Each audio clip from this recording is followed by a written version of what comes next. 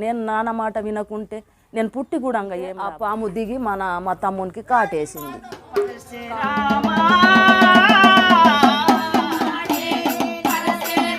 అందరినీ ఆనందపరచుడే కాదు, ఆమె వెనకాల ఉన్నటువంటి ఆ బాధని కూడా మనం ఇప్పుడు తెలుసుకుందాం.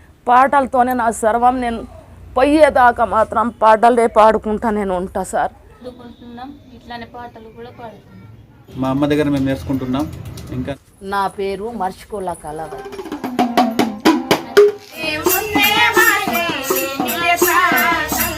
నా పాటల్ని నువ్వు చంపకమ్మా, నువ్వు ఉపాసం ఉండు, నేను గోసపడ్డా అట్లాంటి గోస నువ్వు కూడా. హలో, నమస్తే, welcome back to our channel.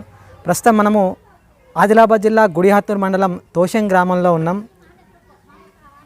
తన తండ్రి నుంచి పునికి పుచ్చుకున్నటువంటి తన పాటల ప్రయాణాన్ని కొనసాగిస్తూ ఆర్థికంగా ఎంత ఇబ్బందులు ఎదురైనా కూడా తన తండ్రి చెప్పిన ప్రకారం అవన్నీ నేర్చుకొని ఈ ప్రపంచానికి చాటుతుంది మర్సకోల కళావతి.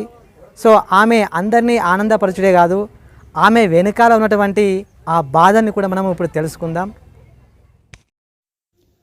తన తండ్రి నుంచి వారసత్వంగా అనేక జానపద పాటలు, కథలు నేర్చుకొని ఆర్థికంగా ఎదుగకపోయినా పర్వాలేదు, కానీ తన తండ్రి పాటలు చంపకూడదనుకొని ఎన్నో ఇబ్బందులు పడుతూ తానున్నంత వరకు తన పాటలుంటాయని, తన పాటలతోనే ప్రయాణమని చెప్పే గొప్ప జానపద గాయని మర్సకోల కళావతి గురించి తెలుసుకుంటూ ఆమె పాటలిందాం. తన పాటల ద్వారా అలరించే మర్సకోల కళావతి వెనకాలన్నటువంటి విషాద గాథను కూడా తెలుసుకుందాం.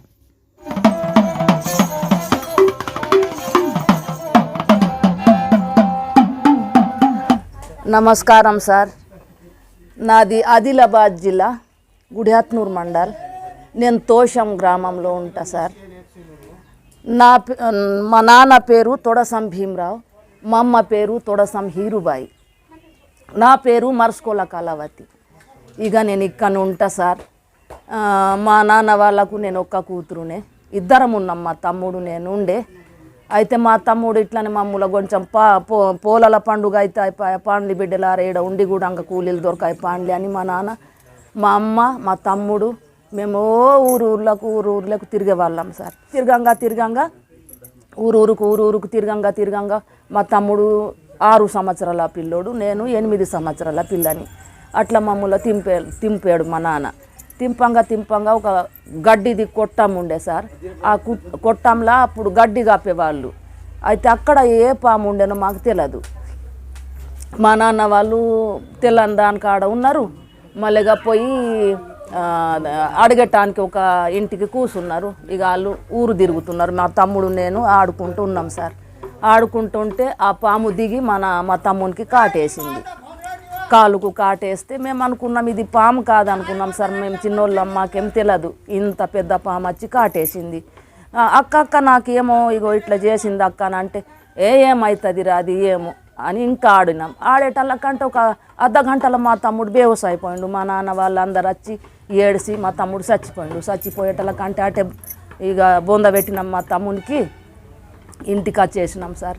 ఇంటికి మా నాన్న, మా అమ్మ, నేను అడి ఏడ్చుకుంటూ వచ్చినాం. వచ్చేటల్లకంటే నేనన్నా నాన్న అంత పెద్ద పాము తమ్మునికి కాటేసింది, తమ్ముడు చచ్చిపోయిండు.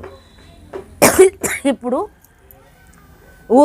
ఊరోళ్ళందరు పిల్లగాండ్లు బడికి వెళ్తున్నారు నాన్న, మరి నన్ను కూడా పంపవు బడికి, నేను కూడా పోతా. హాస్టల్లో బువ్వ పెడతారు, బట్టలు కొంటారు, అక్కడనే ఉంటుంది నాన్న, నేను రాను మీతోని, తమ్ముడు కూడా చచ్చిపోయిండు, నేను అట్లా రాను మీ ఎంబడి అని నేను ఏడిస్తే మా నాన్న ఏమన్నాడు, బిడ్డ దేవుని అంతుకు తమ్ముడు ఉండే, తమ్మునికి దేవుడు తీసుకుపోయిండు, కానీ నా అంతుకు నువ్వు ఉన్నావు తల్లి, నువ్వు బడ్లకు పోకు. నేను పాటలు చిన్నప్పటి నుంచి కష్టపడి నేను నేర్చుకున్న పాటలు నేను ఓళ్ళకు చెప్పాలా, నువ్వే కొడుకు, నువ్వే బిడ్డవు, తమ్ముడు పోయితే పోని, నువ్వు నా అంతుకు పెట్టిన బిడ్డవి, నువ్వు నేర్చుకో అని మా నాన్న అన్నాడు. అంటే నేను అన్న నాన్న ఇప్పుడు ఇట్లా ఊరికి తిరుగుతాం కానీ ఎవరన్నా పెట్టరు, ఇది ఏం గోస నాన్న, పెద్ద వర్షాలకు కూడా తీసుకెళ్తావు, నన్ను ఎట్లన్నా చేసినాను బడికి అని ఏడిస్తే మా నాన్న ఏడిచిండు. అద్దు బిడ్డ, బడి పేరు తీయకు, నా పాటలన్నీ నేను ఎట్లా బతుకుతానో ఇట్లనే నువ్వు కూడా బతుకు, కానీ నా పాటల్ని మాత్రం చంపకమ్మా అన్నాడు మా నాన్న. నా పాటల్ని నువ్వు చంపకమ్మా, నువ్వు ఉపాసం ఉండు, నేను గోసపడ్డా అట్లాంటి గోస నువ్వు కూడా తిరుగు, కానీ నా కొడుకే అని నేను నీకు చెప్తున్నానమ్మా, విను. నువ్వు పాటలే పాడు కానీ ఇట్లాంటిది బడి ముడి నువ్వు పోకు, నా సంస్కృతి పాటల్ని మాత్రం నువ్వు చంపకమ్మా అని మా నాన్న ఏడిసిండు. ఏడ్చటల్లకంటే నేనన్న ఇది కూడా నిజమే. తమ్ముడు ఉంటే తమ్మునికి చెప్తుండే మా నాన్న, కానీ తమ్ముడు కూడా పోయింది. ఇక నేను ఒక్కదాన్నే ఉన్నా. మరి నేను నాన్న మాట వినకుంటే నేను పుట్టి కూడా ఏం లాభం. పల్క బల్పం పక్కకు పెట్టేసిన. ఇక మా నాన్న రోజు ఒక పాట పాడితే నేను మా నాన్న ముఖం చూసుకుంటా వింటుంటి. అట్లా విని విని విని కథలు చెప్పాలా, మా నాన్న రోజు ఒక పాట చెప్పాలా నాకు. అట్లా మొత్తం మా నాన్న పాటలు అన్నీ నన్ను నేర్పిండు. నేర్పేటల్లకంటే నా వయసు 10-11 సంవత్సరాల పిల్ల అయిపోయినా నేను.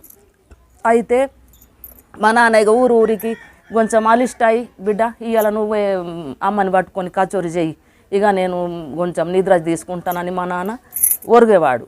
ఇక మా అమ్మని పట్టుకొని నేను కచోరి చేస్తుంటే మా నాన్న అంతకు. అట్లా చేయంగా నాకు ఒక 12-13 సంవత్సరాల దాకా అయినాక ఇక అన్ని పాటలు 4 సగన బీడి నేర్పిండు, అన్నోరాని కథ నేర్పిండు, మన పాండవుల కథ నేర్పిండు.